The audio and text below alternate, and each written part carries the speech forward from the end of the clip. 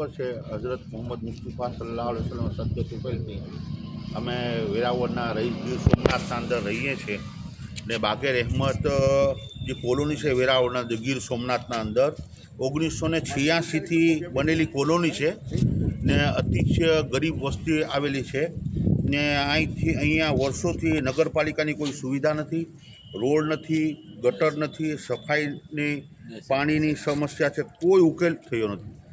આના વર્ષથી પહેલાં અમે કલેક્ટર શ્રી દિવ્યંગજી સાહેબ હતા એને રૂબરૂ અરજી આપી હતી। 1 વર્ષથી થયું એનો કોઈ ઉકેલ આવ્યો। નગરપાલિકામાં અમે ગયા હતા, મામલતદારમાં ગયા હતા અને અમે રૂબરૂ અરજી આપી હતી। આજે આ ચોમાસાના અંદર મરીઝ બીમાર થઈ જાય તો રસ્તામાં મરીઝને દવાખાને લઈ જવા સુધીની બી સુવિધા નથી અને અહીંયા સ્કૂલ આવેલી છે, મસ્જિદ આવેલી છે, મદ્રસો આવેલી છે, દરગાહ આવેલી છે, સરકારી પ્રાથમિક શાળા આવેલી છે। અતિશય શું આ હાલત છે તો અમે સાહેબને જે નવા સાહેબ આવેલા છે કલેક્ટર સાહેબ, અમે બાગે રહેમતના રહીશું બધી ખુશુ તરીકે માસ્ટર સાહેબ, રિયાઝભાઈ અને આ બાગે રહેમતના બધી આગેવાનો અમે રૂબરૂ લીધા અરજી દેવા આવેલા છે।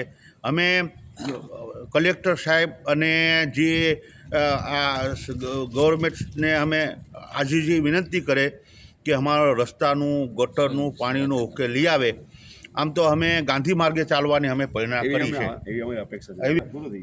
એવી અમને દરખાસ્ત છે અને એવી આશા રાખીને અમે આવેલા છે।